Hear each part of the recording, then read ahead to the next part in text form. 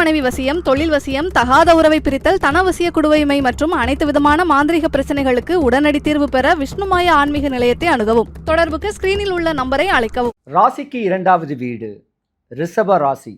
சுக்கிரனுடைய ஆதிபத்தியமான ராசி. சுகபோகமாக வாழக்கூடிய ஒரு தன்மைகள்லாம் உங்களுக்கு வரப்போகுது. இந்த டிசம்பர் மாதம் அற்புதமான செய்திகள் வரக்கூடிய ஒரு நேரங்காலங்கள். படிக்கிற குழந்தைங்க நல்லா படித்து மேன்மை வரக்கூடிய ஒரு அமைப்புகள். வேலை வாய்ப்பு இல்லாத அன்பர்களுக்கு நல்ல ஒரு வேலை வாய்ப்பு அமையக்கூடிய வருஷமும் இந்த வருஷம்தான். வரக்கூடிய 2025 நீங்கள் நல்லபடியாக வாழ போகிறீங்க. கவலைகள்லாம் விலக போகுது.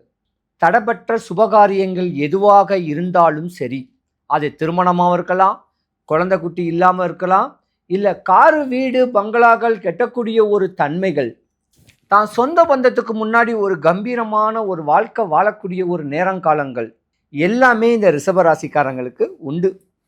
ஏன்னா உங்கள் ராசியில் குரு பகவான் பலமாக இருக்கிறாரு.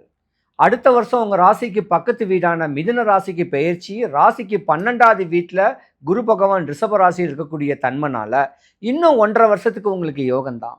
2025 ராஜபோக சுகபோக ஒரு வாழ்க்கை வாழக்கூடிய தன்மை இந்த ரிஷபராசிக்காரர்களுக்கு உண்டு.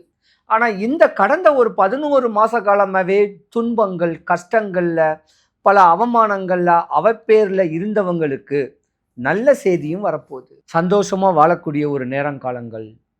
நீங்கள் வழிபடக்கூடிய தெய்வம் பார்த்தீங்கன்னா மகாலட்சுமி, சுக்கிர பகவான். சுக்கிர பகவான அதிதேவதை விஷ்ணு பெருமான் கூட சொல்லலாம்.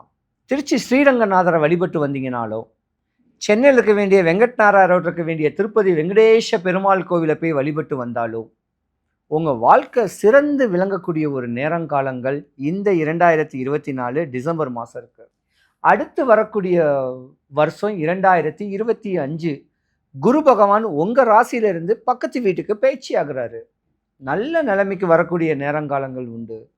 மனைவி மக்களோட சேர்ந்து சந்தோஷமாக வாழ்கிறதுக்கு உண்டான வழிமுறைகளை பண்ணுங்க.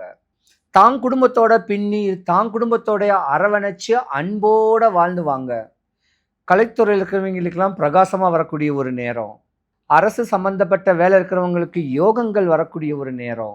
பல நாளாக வம்பு தும்பு வழக்குகளில் சந்திச்சிருக்கவங்களுக்கு இனிமே தான் அந்த யோகங்கள் வரக்கூடிய நேரங்காலங்கள் இந்த 2024 டிசம்பர் மாதத்தில் உண்டு. அற்புதமான நேரம் காலங்களோட சந்தோஷமாக இருக்கக்கூடிய தருணம் 2025 ஜனவரி மாதத்துக்கு மேலே உங்களுக்கு பெயர்ச்சி நல்லா இருக்கு. குரு பகவான் வக்ர பெயர்ச்சி ஆகிறாரு. உங்களுக்கு தர வேண்டிய யோகங்கள் எல்லாத்தையும் அள்ளி கொடுத்துட்டு போகக்கூடிய ஒரு நேரங்காலங்கள் இருக்கு. அகமகிழ்ந்து வாழ்ந்துடுங்க. அரசனை போல வாழ்ந்துடுங்க. கூடி வாழ்ந்தா கோடி நன்மை உண்டு. அப்புறம் சேர்ந்து சந்தோஷமாக இல்லறத்தோடு இருங்க. வீடு வாசல் தோட்டம் துறவு காரு வண்டி பங்களாலாம் வாங்கக்கூடிய நேரங்கள்லாம் உங்களுக்கு இருக்குது. அடுத்து வரக்கூடிய 2.5 வருஷம் உங்களுக்கு யோகம்தான். நல்ல ஒரு நேரங்காலம் வருது. சுக்கிர பகவானை வழிபடுங்க. அன்னை மகாலட்சுமியோடைய ஃபோட்டோவை வச்சு வழிபடுங்க. உங்கள் வாழ்க்கை நல்லபடியாக நடக்கும். சிவாய நம. வணக்கம் அன்பான ரிஷபராசி நேயர்களே, உங்களை பற்றி மிகவும் அற்புதமான விஷயங்கள் தேடி வந்து கொண்டிருக்கிறது. ஏனென்றால் 2க்கும் 5 கொடையும் 7 இருப்பதனால் உங்களை வாலண்டரியா கூப்பிட்டு எல்லா விஷயத்தையும் கேட்பாங்க, கொடுப்பாங்க, உங்களை வாங்கிக்க சொல்லி கட்டாயப்படுத்துவாங்க. அந்த இடத்துல நீங்க என்ன பண்ணுவீங்கன்னா எதையும் யோசிப்பீங்க. எதிர்பாராத விதமான பொருள் மாற்றங்களும் பொருளாதார ஆதாயமும் உங்களை தேடி வரும். ஏனென்றால் அந்த இடத்துல இன்னைக்கு விரையாதிபதியோடைய சாரத்திலையும் 7 கோடையும் சாரத்திலையும் தான் குரு இருக்கிறார். அவ 8ஆம் அதிபதி 11ஆம் அதிபதியாக இருப்பதனால் சிந்தித்து நீங்க செயல்படுற மாதிரி உங்களை எடுத்துட்டு போகும். அப்படி சிந்தித்து செயல்படும் போது உங்களுடைய பூர்வ நீங்க பிறந்த நேரத்தில் எந்த நட்சத்திரத்தில் பிறந்தீங்களோ அதை பொறுத்தும், அப்பொழுது அந்த குரு பகவான் எங்க இருந்தாரோ அதை பொறுத்தும் உங்களுடைய எண்ணங்கள் சற்று மாறுபடலாமே தவிர இதன்படி துல்லியமாக நீங்க பார்க்க முடியாது. ஓரளவு துல்லியம் இதில் கிடைக்கும். ஆனாலும் 7ல் புதன் இருக்கிறார், சூரியன் இருக்கிறார். சூரியனும் புதனும் விளையும் புதனும் சூரியனும் விரும்பி 8 4 வளையக்கூடிய மன்னவனாம்னு சொல்லுவாங்க. ஆனால் மேஷராசிக்கு 8ஆக இருந்தாலும் உங்களுடைய ராசிக்கு 7ல் இருப்பதால் உங்களுடைய 12ஆம் ராசிக்கும் சம்பந்தப்பட்ட அந்த செவ்வாவுடைய வீட்டில் இருப்பதனால உங்களுக்கு வீடு வாசல் பொருளாதாரம் இது சம்பந்தமான பிரச்சனைகள் அந்த பிரச்சனையை தீர்ப்பது எப்படி என்ற நிலையில் உங்களுடைய எண்ணங்கள் இருக்கும்.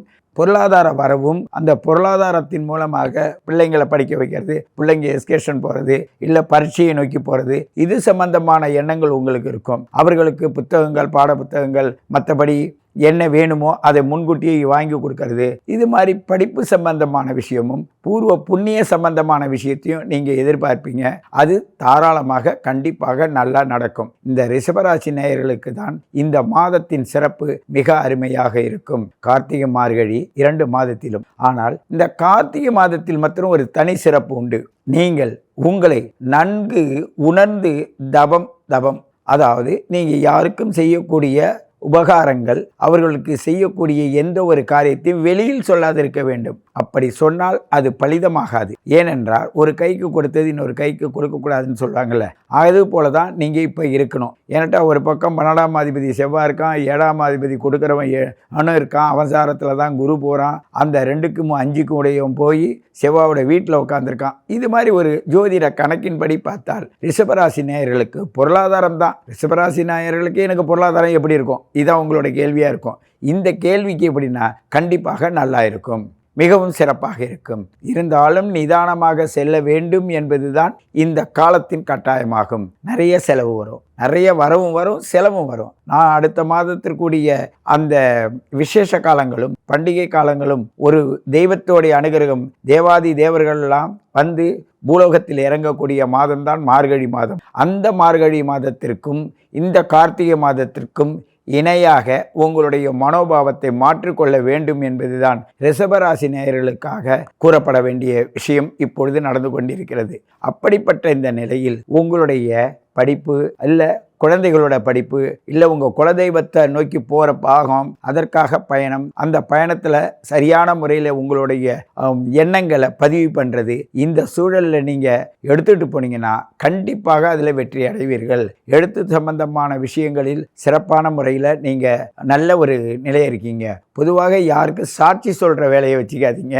அப்படி சாட்சி சொன்னால் அதனால் உங்களுக்கு நீங்கள் தான் சொன்னீங்கன்னு உங்களை முன்னிறுத்தி அவங்க பின்வாங்கிடுவாங்க. அப்படி இருக்கும்போது அதுக்குள்ள முடிவை உங்கள் வாயிலிருந்து வரவழைச்சி அதை தவறாக்கிறதுக்கும் அதில் வாய்ப்பு இருக்குது. அதனால் முன்கூட்டியே நீங்கள் புரிஞ்சுக்கிட்டு இந்த ராசி பலன் மூலமாக ஜென்ரலான ராசி பலன், உங்கள் ஜாதக ராசி பலனை பொறுத்தும் அதை எப்படி நகர்த்த வேண்டும் என்று தெரிந்து கொண்டால் இந்த உலகத்தை நீங்கள் வெல்வது மிகவும் எளிமை என்று சொல்லிக்கொண்டு மீண்டும் உங்களை சந்திக்கின்றேன். நன்றி. உங்கள் சித்தயோகி பேரம்பலவாணன். வணக்கம். வணக்கம். நான் உங்கள் அன்பான சயின்டிபிக் வேதிக் அஸ்ட்ராலஜர் அஸ்வரண்டி பேசுகிறேன். நல்லது நினைப்போம், நல்லதே நடக்கும். தொடர்ந்து நம்மளுடைய வீடியோஸ் எல்லாம் நீங்க பார்த்துட்டு இருப்பீங்க நம்புறேன். எந்த விதத்திலும் மூட நம்பிக்கையில போகாமல் உள்ளது உள்ளவாறு பார்த்துட்டு இருக்கோம். ஒரு ஜாதகமும் எப்படி நம்மளுடைய கர்மாவின் ப்ளூ பிரிண்டாக அமைகிறது, அதுல கோச்சார அடிப்படையில் நடக்கக்கூடிய குரு பயிற்சி, ராகு கேது பயிற்சி, சனி பயிற்சி எல்லாம் எப்படி ஒரு தாக்கத்தை கொடுக்க போகிறது, அடுத்த வரக்கூடிய காலகட்டங்கள்லாம் எப்படி ஒரு மாறுதலை கொடுக்க போகுதுங்கிறது நம்ம ராசி அடிப்படையில ஒரு ராசிக்கு நம்ம பார்த்துட்டு இருக்கோம். எந்த விதத்திலையும் மூட நம்பிக்கையில போகாமல், பரிகாரங்கள் அது மாதிரிலாம் போகாமல் சயின்டிபிக் வேதிக் அஸ்ட்ராலஜி முறையில டிகிரி அடிப்படையில நம்ம பார்த்து துல்லியமான பலன்கள் நம்மளுடைய வீடியோஸ்ல தொடர்ந்து நம்ம ஜோதிட கருத்துக்கள் பார்த்துட்டு இருக்கோம். அந்த வகையில இந்த வீடியோல பாத்தீங்கன்னா ரிஷபராசிக்காரர்களுக்கு டிசம்பர் 2024 எப்படிப்பட்ட ஒரு காலகட்டமாக இருக்க போகிறது. இந்த ஆண்டின் கடைசி மாதம் ஆகிய டிசம்பர் 31 நாட்கள் ரிஷபராசிக்காரர்களுக்கு பிறந்த ரோகிணி நட்சத்திரம், மிருகசீர நட்சத்திரம், கிருத்திகை நட்சத்திரம். மிருகசீர நட்சத்திரத்துல பாத்தீங்கன்னா முதல் 2 பாதங்கள், அப்புறம் ரோகிணி நட்சத்திரம் 4 பாதங்கள், அப்புறம் கிருத்திகை நட்சத்திரத்தை ஒரு பாதம். இத்தனை நட்சத்திரத்துல பிறந்த ரிஷபராசிக்காரர்களுக்கு இந்த டிசம்பர் 2024 எப்படி இருக்க போகுதுன்னு பார்க்கும் பொழுது பாத்தீங்கன்னா ஆண்டு கிரகம் என்று சொல்லப்படுகிற குரு, சனி, ராகு, கேது எந்த ஒரு பயிற்சியும் டிசம்பர் மாசம் பெறப்போறது இல்லைங்கன்னு உங்களுக்கு தெரியும். ஸோ குரு நீடித்து ராசிக்குள்ளேயே இருக்கிறார், 7ஆம் இடத்தை பார்க்கிறார், 5ஆம் இடத்தை நீடித்து பார்க்க போகிறார். அதுல எந்த மாற்றம் இல்லை. 9ஆம் இடத்துங்கிற பாகிஸ்தானத்தையும் ராசியிலிருந்து பார்க்க போகிறார். அதே சமயத்துல சனி பாத்தீங்கன்னா 10ஆம் இடத்திலேயே நீடித்து அவர் சஞ்சாரம் செய்கிறார். எந்த விதத்திலையும் ஒரு பயிற்சி இல்லை. ஸோ 10ஆம் இடம் என்று சொல்லப்படுகிற தொழிற்ஸ்தானத்திலே நீடித்திருந்த சனி கடந்த ஒரு 1.25 வருஷமாக 23, 24 முழுக்க உங்களை கடுமையாக உழைக்க வைத்து வயது வித்தியாசம் இல்லாமல் உழைப்பு, தொழில், வேலை அப்படிங்கிற விஷயத்துல அதிக கவனத்தை கொடுக்கக்கூடிய அமைப்பு இந்த 10ஆம் இடம் என்று சொல்லப்படுகிற ஜீவனஸ்தானத்துல சனி இருந்து உங்களை ஊக்குவிச்சுட்டு இருக்கிறார், உங்களை வழி நடத்திட்டு இருக்கிறாருதான் உண்மை. அது டிசம்பர் மாசமும் நீடித்திருக்க போகிறது, எந்த விதத்திலையும் மாற்றம் இல்லை. ராகு லாபஸ்தானத்துல 11ஆம் இடத்திலும் கேது 5ஆம் இடத்திலும் இருப்பது நமக்கு முதலே தெரியும். அதுல எந்தவித மாற்றம் இல்லை. கேது குருவின் பார்வையில் இருக்கிறதுனால குழந்தைகள் விஷயத்திலையும் சில தொந்தரவுகள் வந்தாலும் ஓரளவுக்கு கடைசியா மேன்மையான ஒரு ரிசல்ட் கிடைக்கக்கூடிய அமைப்பு தான் குருவின் பார்வை கொடுக்கும். அதனால பயப்பட வேண்டியதில்லை. 11ஆம் இடங்கிற லாபஸ்தானத்தில் கூடிய ராகு, உங்களுக்கு ராகு திசை நடந்துட்டு இருந்ததுன்னா நல்ல லாபம் பெறக்கூடிய அமைப்பு போயிட்டு இருக்குங்கிறது நம்ம பார்க்கணும்.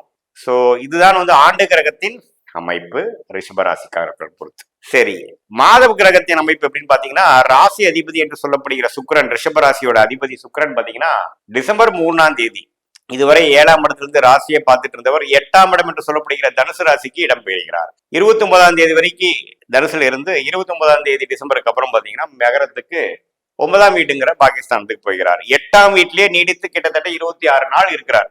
சோ ராசி அதிபதி 8ஆம் வீட்டுல இருக்கும் பொழுது என்ன ஆகும்னா, கொஞ்சம் இடம் மாறுதல், கொஞ்சம் டிராவலிங், சில விஷயங்கள்லாம் நேர்கோடியா செய்யக்கூடிய விஷயங்கள் கொஞ்சம் தாமதம், அது மாதிரி கொடுக்கும். So travelling, stock market investment, மறைமுக இன்கம், அது மாதிரி விஷயத்துக்கு நல்ல விஷயமாகவும், நீங்க ஒரு யதார்த்தமான சில முயற்சிகள் செய்யறீங்க, வியாபாரம், தொழில், படிப்பு, அது மாதிரி விஷயத்துல கொஞ்சம் இழுபறியா இருக்கக்கூடிய வாய்ப்புகளும் உண்டு. ஸோ டிசம்பர் மாசம் கொஞ்சம் நீங்க பொறுமையா இருக்கணும். எல்லாமே வேகமா நடக்கலைன்னா நீங்க நம்ம ஃப்ரஸ்ட்ரேட்டடோ நம்ம அதிருப்தி ஆகக்கூடாதுங்கிறது நான் உங்ககிட்ட சொல்றேன். ஸோ அதே சமயத்துல புதன் எப்படி இருக்காருன்னா, புதன் நீடித்து இதுவரை புதன் 7ஆம் இடத்திலேயே மாதம் முழுவதும் இருக்கிறார். குருவின் பார்வை பெறுகிறார். ஸோ படிப்பு விஷயத்துல இருக்கிறவங்க, டெக்னிக்கல் துறையில் இருக்கிறவங்க, பேச்சு விஷயத்துல இருக்கிறவங்க, கம்யூனிகேஷன் ஸ்கில், இ-காமர்ஸ், ஐடி துறை, இதுல எல்லாமே இருக்கிறவங்க நல்ல முயற்சி வெற்றி பெறக்கூடிய அமைப்புகள் கண்டிப்பாக உண்டு.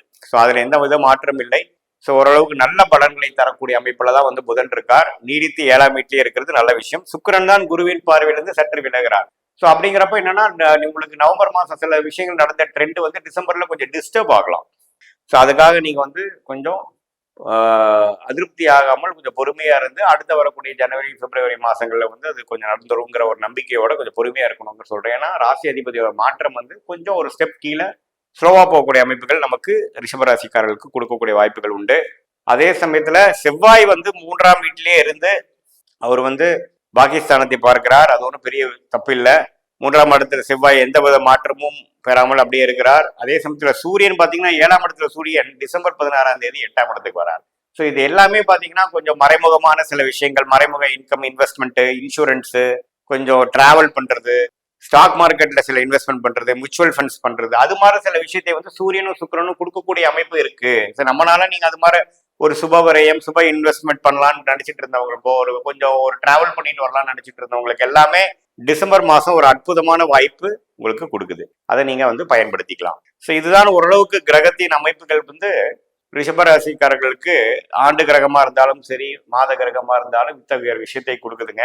ரிஷபராசிக்காரர்களுக்கு சனி 10ஆம் இடத்துல இருந்து நல்ல ஒரு முயற்சியை கடந்த ஒரு 1.5 வருஷமாக கொடுத்து, எப்படா நமக்கு நம்ம செய்த முயற்சிக்கெல்லாம் ஒரு தக்க ஒரு பலன் கிடைக்குங்கிற மாதிரி விஷயம் கொடுக்கும். அது நீங்க அடுத்த வருஷம் 2025க்கு அப்புறம் வரக்கூடிய சனிப்பெயர்ச்சி 11ஆம் இடத்துல போகுதுன்னா அறுவடை நாள். அப்பதான் கொஞ்சம் பெருமூச்சு விட்டு நீ இதுவரைக்கும் செய்த முயற்சிக்கு ஒரு நல்ல பலனை கொடுக்கக்கூடிய அமைப்பு. அதை நோக்கி தான் நீங்க டிசம்பர் மாதமும் போக போறீங்கிறது நீங்க தெரிஞ்சுக்கணும். மாணவர்கள் பாத்தீங்கன்னா புதன் குருவின் பார்வையிலிருந்து 7ஆம் வீட்டுல இருக்கிறதுனால நல்லாவே காம்படிட்டிவ் எக்ஸாம்ஸ், அவங்க படிக்கக்கூடிய படிப்புல நல்ல சிரத்தையும் நல்லா வரக்கூடிய அமைப்பு. எப்படி நான் மேஷராசிக்கு சொன்னோம், அதே மாதிரி இவங்களுக்கு நேரடியாக படிக்கக்கூடிய அமைப்பு, பல நாட்கள்ல புரியாத விஷயங்கள்லாம் பாத்தீங்கன்னா நல்லாவே ஓரளவுக்கு புரிஞ்சு வெற்றி பெறக்கூடிய ஒரு அமைப்பு எல்லாமே கண்டிப்பா உண்டு. அது 2ஆம் வீட்டு அதிபதியே 7ஆம் வீட்டுல குரு பார்வை இருக்கும் போது தன விஷயத்துல குறைவும் இல்லை. குழந்தைகள் விஷயத்திலேயே ஒரு நட்பலன்கள் வரக்கூடிய அமைப்புகள் கட்டாயம். ஸோ ராகு 11ஆம் இடத்துல இருந்து, குறிப்பா ராகு திசை நடக்கிறவங்களுக்குலாம் நல்ல லாபங்கள் உண்டு. கேது 5ஆம் இடத்துல இருந்தாலும் குரு பார்வை பெறுவதனால சில பேர்த்துக்கு பாத்தீங்கன்னா கொஞ்சம் ஞானம் அடைகிறது, ஏதோ சில மெடிடேஷன் கிளாஸ் போறது, கொஞ்சம் ஆசிரமம் போயிட்டு வர்றது, அது மாதிரிலாம் கொஞ்சம் டைம் ஒதுக்கி பண்ணக்கூடிய அமைப்பு இருக்கு. ஏன்னா எப்பவுமே கேது குரு பார்த்து, அது கேது 5ஆம் இடம் என்று சொல்லப்படுகிற இஷ்ட பாவத்தில் இருக்கும் பொழுது அந்த ஆன்மீக விதை இருக்கக்கூடிய விருச்சிக ராசிக்காரர்கள், அதாவது ரிஷபராசிக்காரர்கள் பாத்தீங்கன்னா அந்த ஆன்மீக உணர்வு ஆல்ரெடி இருக்கக்கூடிய ரிஷபராசிக்காரர்கள் இந்த காலகட்டத்துல கொஞ்சம் அவங்களுக்கு இன்ட்ரெஸ்டுக்கு தகுந்த மாதிரி சில ப்ரோக்ராம்ஸ், சில கிளாஸ், சில முயற்சிகள் எடுப்பாங்க. அந்த ஒரு லாங் டேர்மா பண்ணக்கூடிய முயற்சிக்கு இது ஒரு ஆரம்ப கட்டமாக கூட இருக்கக்கூடிய அமைப்பு இந்த டிசம்பர் 2024 ரிஷபராசிக்காரர்களுக்கு அமையக்கூடிய அமைப்பு இருக்குங்கிறத நம்ம தெரிஞ்சுக்கணும். இது ஒரு பொதுவான பலன்மையை தவிர உங்களுடைய ஜென்ம ஜாதகத்துல எத்தகைய ஒரு கிரக அமைப்புல பிறந்திருக்கீங்க, அதுல என்ன தசாபுக்திகள் இப்ப போயிட்டு இருக்கு, அந்த தசநாதன் புக்திநாதரும் இப்ப நான் சொன்ன கோச்சாரத்துல எந்த மாதிரி இடத்துல எந்த மாதிரி தாக்கம் கொடுக்குறாங்கிறதையும் நீங்க மிக்ஸ் பண்ணி பார்க்கும் பொழுது துல்லியமான ஷார்ட் டேர்ம் லாங் டேர்ம் எப்படி இருக்க போகுது, நமக்கு பிராப்தங்கள் எப்படி இருக்க போகுது, எந்த மாதிரி டைரக்ஷன்ல போனோம்னா நம்ம வெற்றி பெறலாம், எது மாதிரி வாய்ப்புகள் வந்து நமக்கு கொடுக்க போகுது இந்த வாழ்க்கை அப்படிங்கிறது புரிஞ்சு நாம ஜெயிக்கக்கூடிய அமைப்பு கண்டிப்பாக உண்டு. மீண்டும் மற்றொரு காணொளியில் சந்திப்போம். நன்றி, வணக்கம்.